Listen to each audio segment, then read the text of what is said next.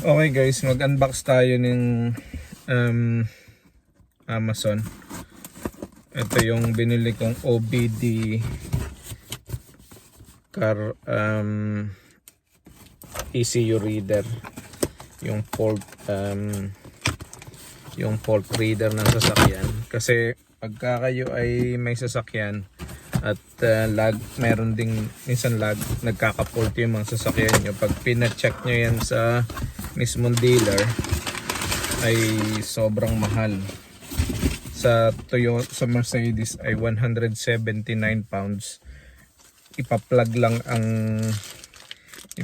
lang yung inyong sasakyan sa computer box. So ako bumili na ako ng sarili ko kasi may fault yung aking sasakyan. Magagamit ko ito pagka umuwi din ng Pilipinas. Yung sasakyan sa Pilipinas ay magagamit din. So tuwing magkaka-fault ang inyong sasakyan, hindi ka na magpapa-scan. Pag nagpa-scan ka kasi mahal ang pa-scan. Minsan ang pa-scan pag na-scan na ay yung simple fault lang yung at kaya nang i-correct ng machine nitong fault reader nitong computer box. So we have the top down RT Diag 500. So this is the cheapest that you could get, no? Meron ka mabibili na mga dongle lang, tapos sa app lang magagamitin, pero wala akong makita na pang iPhone. So yan, ito yon 500. Ang nakalagay dito ay ano bang description? Walang description sa labas. Let's open the box, guys. Let's have a look. So mukha naman siyang maganda yan. So yun yung box. Tapos it comes with a little pouch. Yan. Tapos yan, nandito siya. Hindi siya wireless, pero Wi-Fi connectivity siya. Pwede mong i-con sa Wi-Fi para ikaw ay makapag email, o kaya ma-email mo yung result o kung ano man. So it comes with a little charger. May charger dito. Tapos ito yung connector na nakakonect dito. Tapos isasaksak dun sa loob ng sasakyan. Tapos ito yung mismong OBD2. Ito yung iyong mismong machine. So yan, mura lang to, 100 plus lang. So yan, subukan natin to, tingnan natin kung ma-detect niya yung fault nito. Tapos pag na-detect niya yung fault, kung ano talaga yung fault niya, kung yung fault niya ay mariresolve ng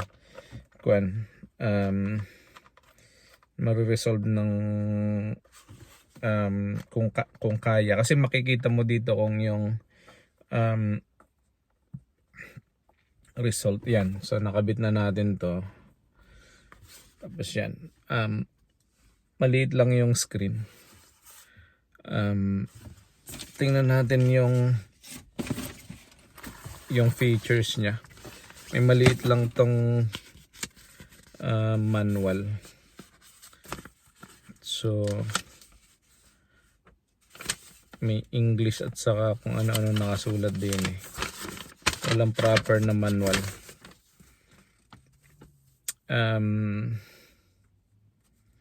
So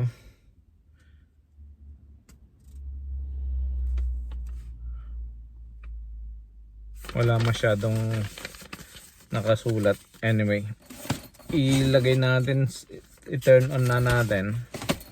Tapos tingnan natin kung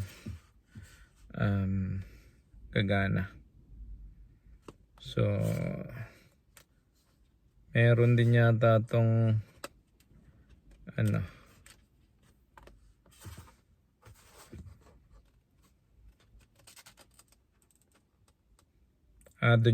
Dito sa side na to yung charger. Saan yung turning on? Ito sa taas yung turning on. Tingnan natin kung may charge. Ayan, so top down. Nagbo-boot in na siya. Nagbo-boot. Tapos eto, auto-detect na nag-auto-detect na to ng VIN number na sasakyan. Tapos pag sinaksak mo, mag-auto-generate na daw ito para pag in-scan mo na yung sasakyan ay gagana na siya. Okay, so kailangang touchscreen din siya pala guys, kaya maganda. I-set up lang natin sa English kasi ayan. Tapos Wi-Fi scanning. Ayan. Pwedeng hindi natin alam ang code ng dali. Kuhanin natin yung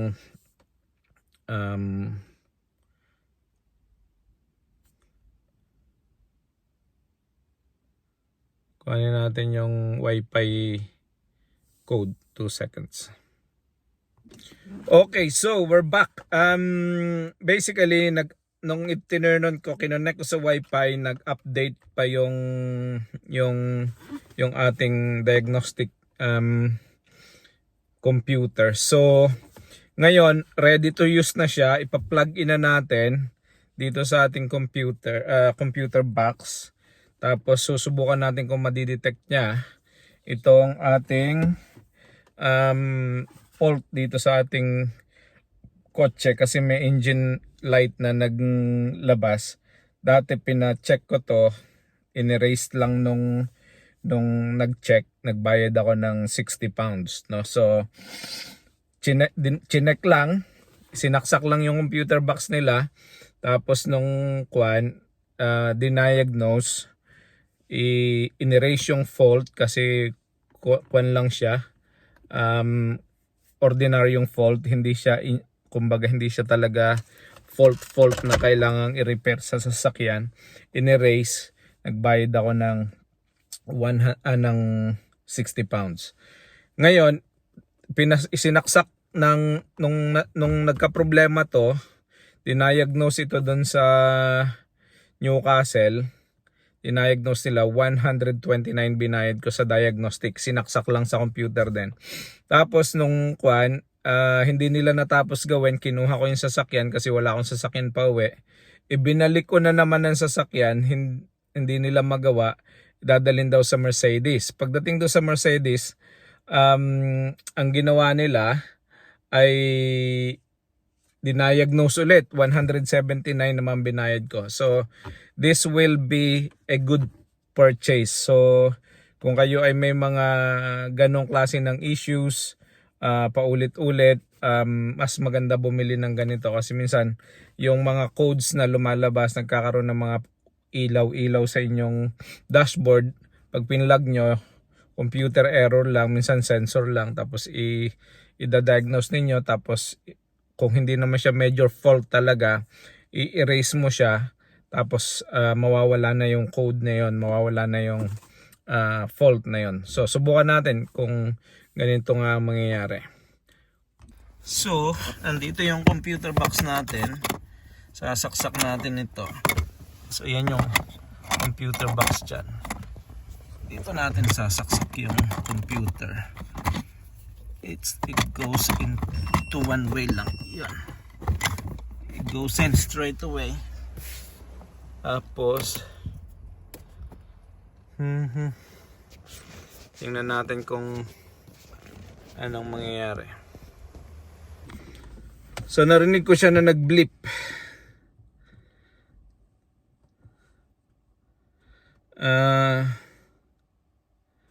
Please enter your email address. Lagay muna natin yung ating email address.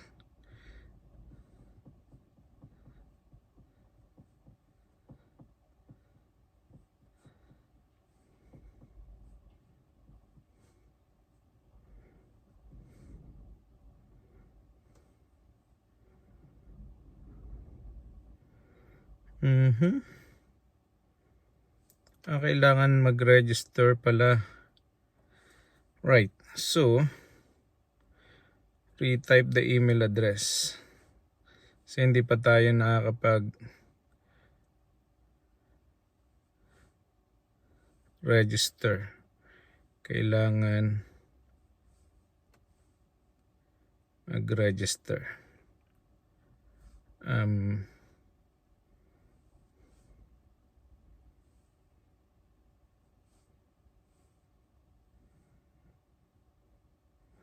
Tapos, please enter the verification code.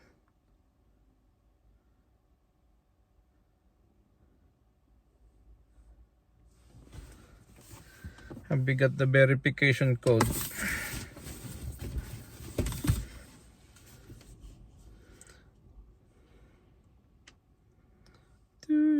Wala pa tayo ako. Let's get the verification code. Tips email has been sent.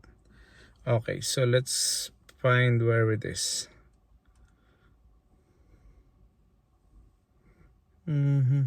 Customer service 5544. Enter.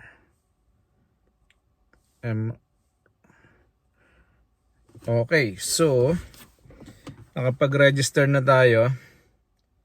Now let's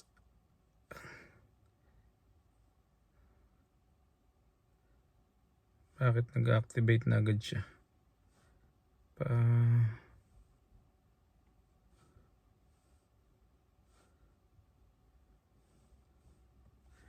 Right, there we go. We log in. OBD2. Auto scan. So nagpapa-auto scan na tayo.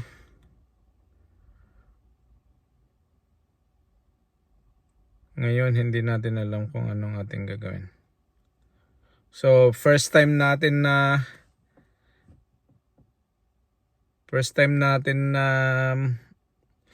kwento. So may bin number na tayo dito.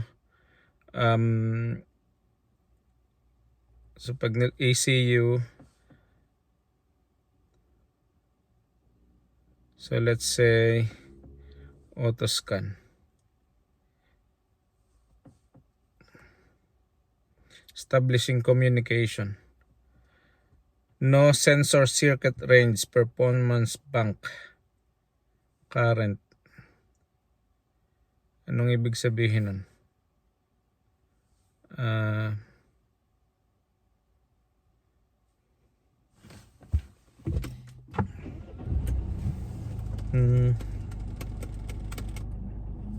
So ano yung pending sensor 2?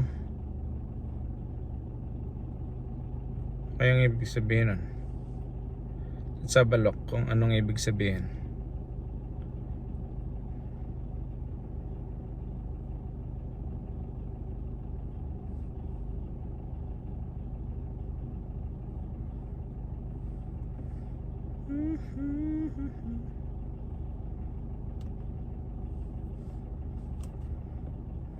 Anyway, ignition on, engine and engine off. Ignition on is freeze and freeze frame data failure record will be deleted. Are you sure you want? Let's just take this up.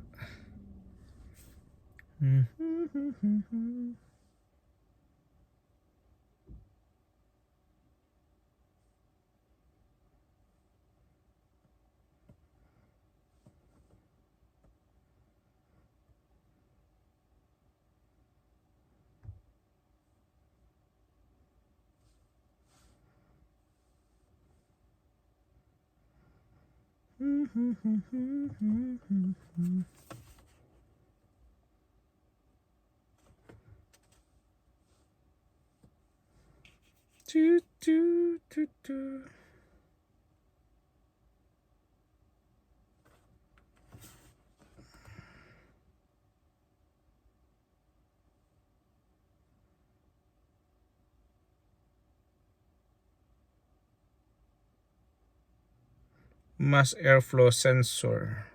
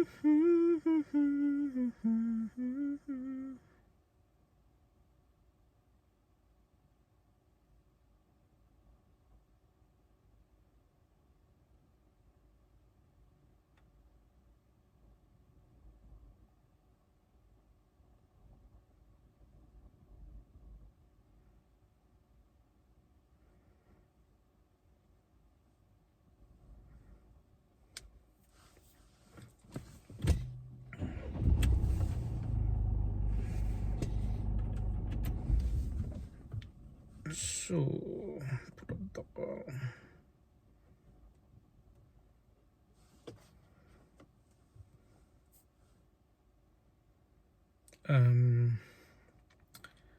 Let's diagnose na nga kung anong mangyayari. Ooh. We don't have Mercedes here. Yun lang.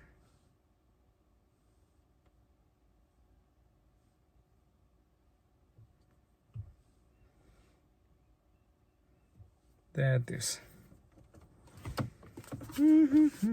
automatic. Switch the ignition on.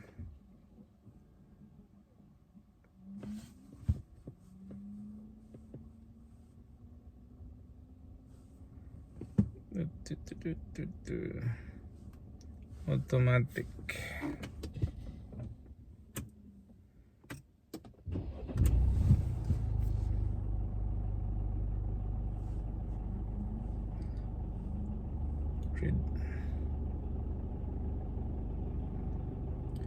Okay, confirm. Establishing communication to the vehicle. You know, guys, it's reading. Okay, that's our Mercedes. Confirm.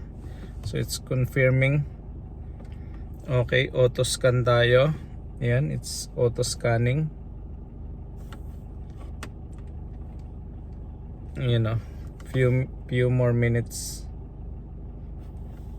few more seconds.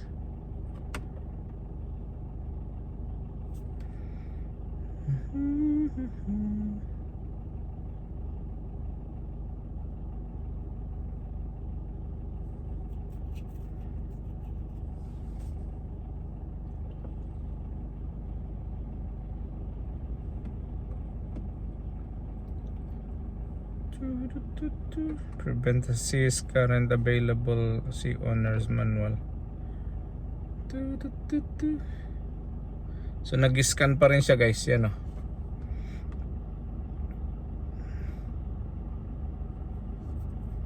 %78, 82%.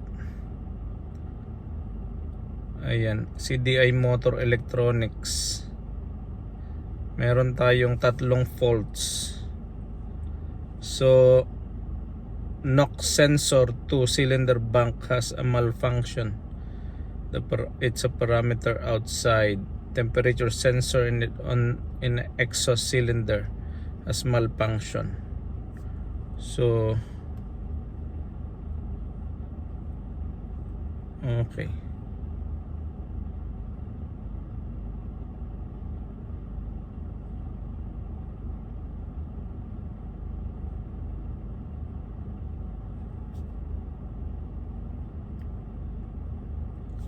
Okay.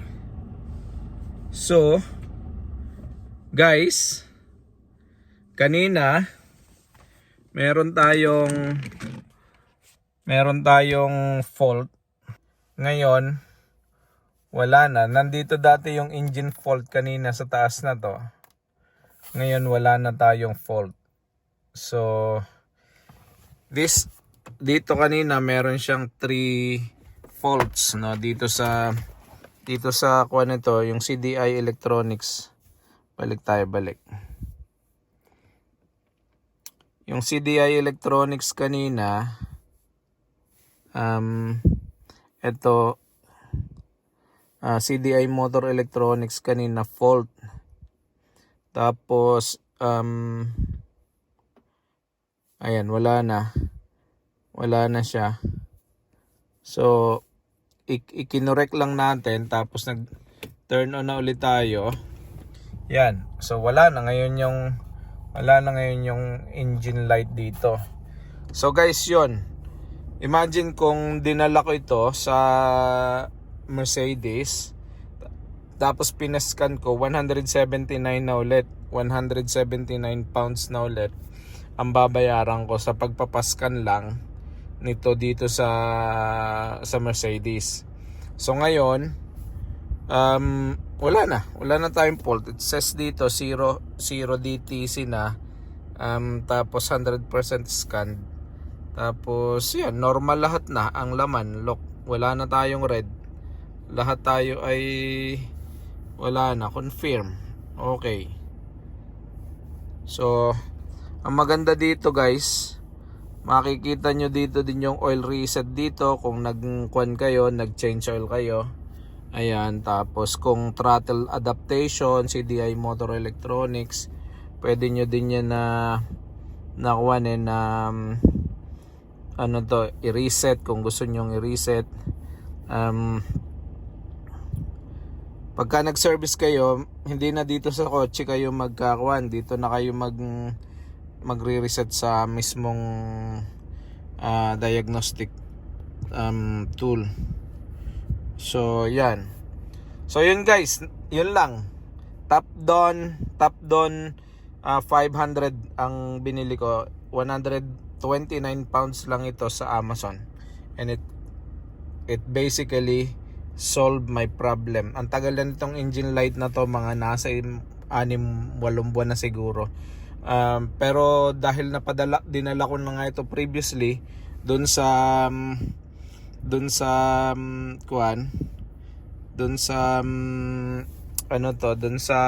mekaniko, nagbayad ako ng 60 para i-scan ito, tapos ni-reset lang naman, tapos walang ginawa sa sasakyan.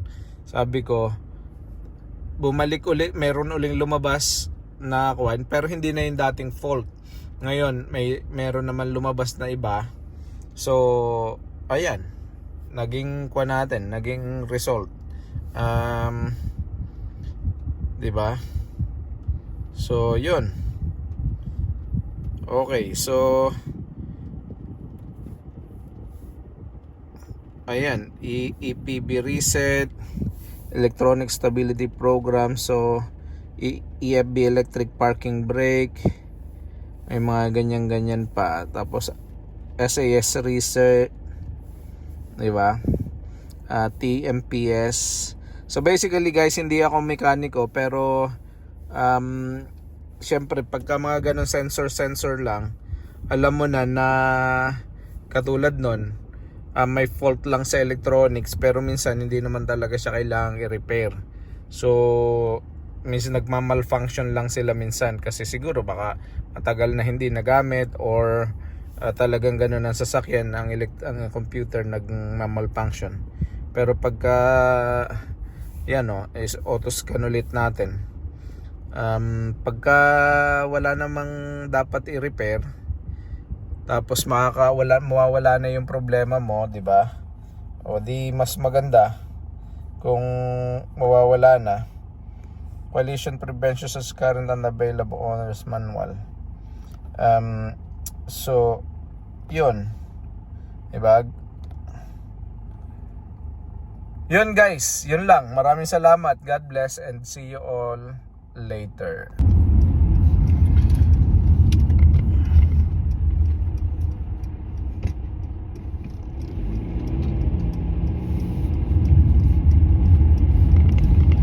So guys, ayan, dinadrive natin around the block etong sasakyan, no?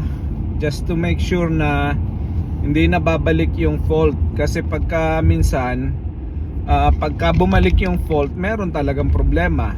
Pero kung hindi na siya bumalik, wala siyang problema, error lang talaga siya. So far naman hindi bumabalik yung engine light na yon. So mukhang success tayo pagbili nitong ating top down. Okay, so see you all later.